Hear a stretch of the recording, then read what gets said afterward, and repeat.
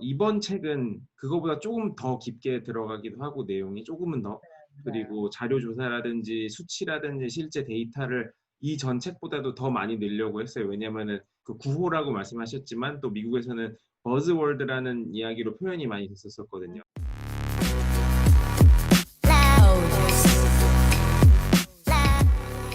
저희의 책 디지털 트랜스포메이션 뉴 호라이즌이 제목인데 네. 그 책은 어디에 네. 위치할 수 있을까요? 이제 제가 말씀드린 후자에 아 이게 또 이성과 감성을 뭔가 이렇게 우열이 있는 그런 건 아니지만 이제 개인의 성향에 따라서 이런 상황에서 조금 더 이럴 때일수록 내가 좀 더 긴장하고 이 다음을 어떻게 모색할지 찾아봐야 되겠다 하는 사람들한테는 이번에 이제 부장님과 제가 작업하고 있는 디지털 트랜스포메이션 새로운 지평선을 네, 향해 나가는 사람들을 위한 네, 그런 책들이 도움이 될 것 같아요. 네, 그래서 저희가 사실 저번 책도 어떻게 보면 뭐 디지털 트랜스포메이션이라든지 디자인, 뭐 디지털의 전반적인 부분에 대해서 다루는 책이었지만 저희가 사실 어떻게 보면 첫 번째 책이지만 나쁘지 않은 성과를 거뒀다고 이렇게 평가는 받잖아요. 근데 이제 그럼요. 네.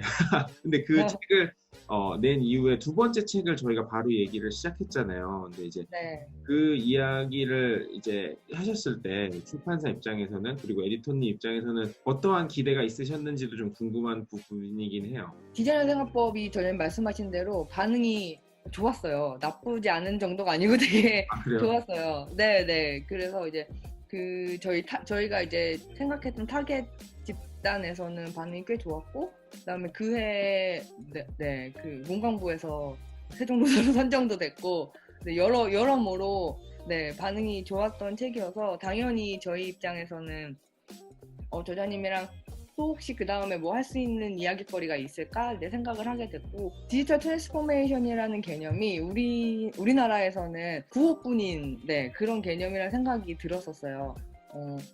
한창 4차 산업혁명이 유행했을 때 이게 4차 산업혁명이라는 말은 있는데 실체가 없다. 뭐 현실에서 드러나는 게 없고 비즈니스 현장이라던가 산업 현장에서 그래서 4차 산업이라는 게 뭔데? 라는 얘기 이제 반성이 있었듯이 디지털 트랜스포메이션도 역시 디지털 전환이 되는 건데 우리 이미 그렇게 하고 있었잖아. 그래서 뭐가 더 달라지는 건데 라는 이야기가 계속 나올 무렵에 저자님이랑 인터뷰를 하면서 저자님은 현장에서 이미 오랫동안 그 디지털 트랜스포메이션, 디지털 전환 작업을 해오고 계셨고, 네. 그래서 이제 그런 경험을 들으면서 저자님이 좀 더 실질적인 얘기를 해줄 수 있겠다. 실체를 실무적인 입장에서 일하는 사람의 입장에서 이야기해줄 수 있겠다라는 생각이 들었고 그래서 저희가 좀 집필 의뢰를 드리게 됐죠. 저는 개인적으로 이 전 책과 이번에 나오는 책이 상하권이라고 어느 정도 생각을 하거든요.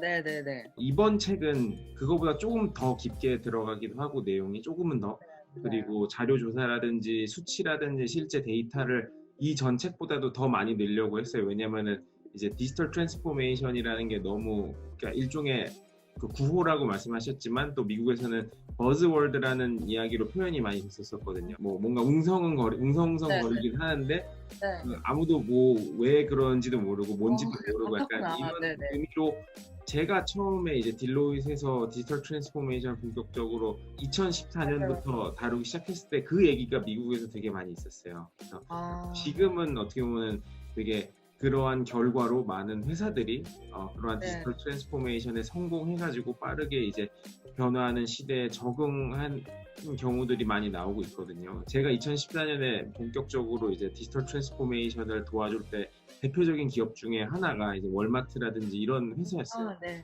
왜냐면은 그때 아마존 같은 엄청난 뭐 이커머스 기업이 따단하고 생겨가지고 막 그때도 뭐 아마존이 대단했지만 지금의 아마존까지는 또 아니었어요. 근데 맞아요. 월마트가 이러다 우리가 완전 시장에서 패배하는 거 아니냐라는 자각을 하고 그 큰 기업이 디지털 트랜스포메이션에 엄청 돈을 쏟아붓기 시작해서 그 결과가 얼마 전부터 사실 나오고 있는 거거든요. 그래서 뭐 기간이 엄청 네. 그쵸. 뭐 1, 2년 한다고 바뀌는 문제도 그렇죠. 아니고 그런 기업 같은 경우는 그런 기업이 움직이려면은 어떻게 보면은 나름 상화를 걸고 이제 그런 거에 좀 투자를 했었던 것 같아요. 그래서 저는 컨설턴트로 거기 들어가가지고 이제 거기 백엔드 시스템부터 뭐 유통 과정에서 뭐 환불 시스템부터 뭐 이런 거를 손대는 거를 디지털로 도와주는 거를 막 사실 B2B 솔루션들이잖아요. 그런 것들을 백엔드에서 많이 도와주기도 했었고, 근데 그거의 결과가 이제 월마트가 그 전부터 올라오긴 했지만 현재 사태를 거침으로써 매출이 더 폭발적으로 상승할 수 있었던데 기인하는 가장 중요한 요소 중에 하나가 이제 온라인으로 효과적으로 돌아섰다라는 평가가 있거든요. 그렇죠. 오프라인에서 장을 보는 것도 이미 잘 갖춰져 있는데 온라인까지 갖춰서 그것에 이제 가치가 더 배가 되고 있다라는 어떻게 보면은 그러한 디지털 트랜스포메이션의 힘이기도 하고, 네, 저도 그런 의뢰를 받았을 때 이거 되게 좋은 소재인 것 같다. 그러니까 이 전 책에서도 디지털 트랜스포메이션 얘기가 나오지만 조금 더 딥한 디지털 트랜스포메이션에 대한 이야기와 사례와 데이터와 디자인적인 측면도 같이 버무려서 얘기할 수 있는 책이 되겠다 이런 생각이 좀 들었어요. 맞아요. 그거 저도 지금 전에 말씀하시니까 기억나는 게 저희가 인터뷰 할 때 제가 무슨 얘기를 하면 맞아 5년 전쯤에 미국에서 그런 논의가 있었어요. 이런 얘기를 저자님이 이제 몇 번 하셨었어요. 그러니까 디지털 트랜스포메이션이라던가 뭐 이런 경향에 대해서 요즘에 한국에서 이런 게 이슈예요 얘기를 하면 저자님이 그거는 이런 식으로 될 것 같아요 라고 얘기를 하면서 미국에서 그게 한 5년 전쯤에 되게 이제 논의가 됐던 사항이다. 네, 그 미국 기업들에서 그래서 이제 이런 식으로 그 길을 찾아가고 있다고 이야기를 하시는데 사실 그게 되게 이제 저희한테는 필요한, 그러니까 어쨌든 우리나라는 아직은 이제 후발주자라고 어떤 부분에서는 뭐 선발주자겠지만 보고 참고할 만한 그런 게 있으면은 좋은 상황이었는데 또 저희는 그런 사례들을 많이 알고 계시니까 그 새 책의 제일 큰 매력은 구체적인 얘기가 많다는 거잖아요. 네, 그러니까 그 전까지 나와 있던 디지털 트랜스포메이션에 대한 책들은 거의 학자나 미래학자 아니면은 나이 지긋한 경영 전문가들 이런 교수님들이 쓴 책이 우리나라에서는 거의 다 출간이 됐었는데 사실 그들은 디지털 세대도 아니고 네, 이런 현장과 어떻게 보면 좀 동떨어진 이야기를 하고 있는 거예요. 이론적인. 네. 그래서 이제 제가 이제 독자로서도 읽으면서 이 사람들이 진짜 아는 게 맞나? 이제 그런 생각이 계속 들었어요. 근데 이제 그런 부분을 이제 우리 책이 확실히 상쇄시킬 수 있는 책 내용 중에 이제 Z세대에 대한 얘기가 있잖아요. 요새 우리나라 광고에도 이 세대에 대한 이야기가 굉장히 많이 나오거든요. 네. 근데 우리 책에도 그 디지털 트랜스포메이션을 이끄는 세대를 Z세대라고 이야기해 주셨고 이미 미국 디지털 현장에서는 그들이 많은 역할을 하고 있다고 하셨는데 저는 좀 그 부분 되게 재미있었어요. 원고를 읽으면서. 디지털 트랜스포메이션이라는 거에 대한 이제 관련 책들을 학술 저서 스타일로 이제 뭐 교수님들이나 혹은 좀 학자분들이 내셨다고 하셨는데 사실 뭐 그런 부분에 있어서도 충분히 의미 있는 책들이라고 생각을 해요. 근데 하지만 또 제가 현업에서 최전선에 있는 사람으로서 느낄 때도 제네레이션 Z를 따라가지 못하는 부분이 많이 생길 정도로 그 괴리감이 생길 수도 있고 그 흐름이라든지 변화 속도가 정말 빠르거든요. 제가 이제 제네레이션 Z에 관한 이야기를 책에 쓴 이유도 저도 이제 어떻게 보면 공부를 안 하면 따라갈 수 없는 단계에 이르렀기 때문에 모르면 배워야 되거든요. 사실 그런 부분. 그들이 어떻게 보면은 지금 페이스북 같은 경우는 이미 사용자층이 나이가 20대 후반에서 이제 40대, 50대까지 혹은 이제 20대 후반은 어떻게 보면은 되게 어린 축에 속하는 플랫폼이 되어버렸어요. 페이스북이. 맞아요. 네. 맨 처음엔 또 안 그랬죠. 페이스북이 막 10대, 20대가 중심이었지만 이게 그들이 나이가 먹기도 하고 이제 장년층들이 유입이 되면서 사용자층의 이제 중심이 이동을 한 거기도 하거든요. 젊은 제네레이션으로 젊은 세대로 넘어가면은 페이스북은 안 써도 페이스북 메신저는 또 많이 써요. 그러니까 맞아요. 그런 현상이 일어나기도 하고 또 이제 뭐 틱톡이라든지 유튜브라든지 이러한 어떻게 보면 동영상 베이스로 한 플랫폼들이 또 인기를 끌고 있는데 이게 또 제네레이션 Z들의 속성을 이해해야지만 그러한 왜 이들이 동영상 이런 플랫폼을 더 즉각적으로 쓰는 걸 좋아하는지에 대한 이해도 필요하고, 그래서 실질적으로 실무에서 그런 뭐 프로덕트 기획을 하시는 분이거나 디자인을 하시는 분이라면은 그들을 이해한 상태에서 어떻게 보면 또 접근을 해야 되는 게 또 필요하기 때문에 그러한 것을 정리한 걸 또 책에 넣고 싶기도 했었고, 이제 또 재미난 거는 제네레이션 Z를 우리가 한참 외치고 있잖아요. 근데 또 네. 이전에는 밀레니얼 세대를 알아야 돼. 그러니까 이렇게 맞아. 많이 했었잖아요. 근데 어느새 밀레니얼은 아저씨가 돼 있어요. 맞아요. 막 타서. 근데 제네레이션 Z도 곧 그렇게 될 거예요. 그 알파 세대는 제네레이션 Z가 보면은 아 얘네 왜 이래 이럴 거예요 또. 그러니까 그런 식으로 그 사람들이 또 그들이 또 쓰는 프로덕트나 플랫폼은 또 다른 게 될 확률도 크거든요. 다양한 그런 소셜 네트워크 플랫폼들이 계속해서 프로덕트를 런칭하고 서비스를 런칭하는 이유는 기존의 사용자들을 위함일 수도 있지만 이제 새롭게 등장하는 세대들을 위함일 수도 있거든요. 많이 걱정하는 것 중에 하나가 디지털 그 대전환으로 인해서 소외되는 계층의 이야기거든요. 이게 어떻게 보면 세대 간의 문제일 수도 있고 또 계층 간의 격차일 수도 있고, 네, 그런 것들을 또 현장에서 많이 보실 거 아니에요. 그리고 또 해결책 어떻게 나름대로의 해결책을 강구하기도 하시고, 이런 빠른 속도에 적응하지 못하는 또 그런 사람들에 뭐 그게 기본소득 얘기일 수도 있고 여러 뭐. 맞아요.